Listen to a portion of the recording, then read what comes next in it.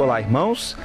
Nós estamos aqui para refletir e meditar um pouco sobre a liturgia da palavra deste próximo domingo, que é a solenidade da Santíssima Trindade. Logo depois de celebrarmos Pentecostes, isto é, o derramamento do Espírito Santo, está como que completo o quadro da Santíssima Trindade. A oração do dia nesta festa diz assim: Pai, enviando ao mundo a palavra da verdade e o Espírito Santificador, revelastes o vosso inefável mistério. É Deus uno e trino que se revela totalmente. Ele se revelou com o envio do seu Filho, Jesus, que veio, realizou sua obra, morreu, ressuscitou e subiu ao céu. E ele termina de se revelar ao derramar o Espírito Santo. Agora nós conhecemos, como disse também a oração do dia, a verdadeira fé. A fé absoluta, completa, integral. A oração do dia fala da palavra Trindade e da palavra unidade. O nosso Deus é a Santíssima Trindade e também é a Santíssima Unidade. Muitas vezes nós destacamos só o Trindade. A Santíssima Trindade não é o nome próprio do nosso Deus, não é o nome de Deus, nem na Bíblia aparece essa palavra Trindade. Essa palavra é uma palavra filosófica que surge nos primeiros concílios da Igreja para explicar que Deus é um e três ao mesmo tempo. Três pessoas formando um só Deus. É isso que essa festa da Santíssima Trindade afirma para nós. Na primeira leitura, nós vamos ler Êxodo capítulo 34. Moisés sobe ao Monte Sinai, Deus entrega as tábuas com os 10 mandamentos. Ao descer do Monte Sinai, Moisés vê o povo adorando o bezerro de ouro. Então Moisés quebra as primeiras tábuas com os 10 mandamentos. E aí Deus se irrita com o povo. Aparecem algumas cenas muito violentas de Deus mandando matar aqueles que adoraram o bezerro de ouro. E Deus promete: eu não vou mais caminhar com vocês, porque vocês são um povo de cabeça dura. Eu vou enviar o meu anjo, eu vou enviar a nuvem luminosa, mas eu não vou mais caminhar com vocês. E aí Moisés intercede pelo povo, Moisés pede a Deus perdão em nome do povo e Deus reconsidera. E aí no capítulo 34 é feita a renovação da aliança. Deus manda Moisés subir de novo ao Monte Sinai com 2 outras tábuas de pedra em branco para que novamente Deus escreva os seus mandamentos, refaça, reconsidere a sua aliança que havia sido quebrada por causa do pecado. E aí por isso é que Moisés aparece dizendo aqui: Senhor, eu te peço, caminha conosco, porque Deus tinha acabado de dizer: eu não vou caminhar contigo. E agora Moisés pede e Deus resolve voltar atrás e resolve caminhar com o seu povo.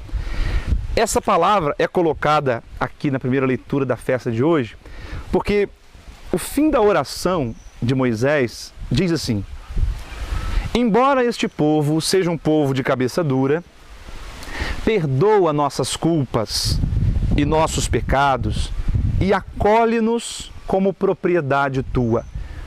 Veja os 2 pedidos finais de Moisés: perdoa os nossos pecados e acolhe-nos como propriedade tua. Aqui estão profetizadas as missões do Filho e do Espírito Santo. De fato, pelo Filho, o Pai atendeu o primeiro pedido de Moisés, perdoou os pecados através do seu sacrifício redentor. E pelo Espírito Santo derramado, que é como um sinete, a marca de propriedade que nos é dada, nós nos tornamos exclusivos de Deus. O Filho e o Espírito Santo são o cumprimento desse pedido que Moisés fez a Deus.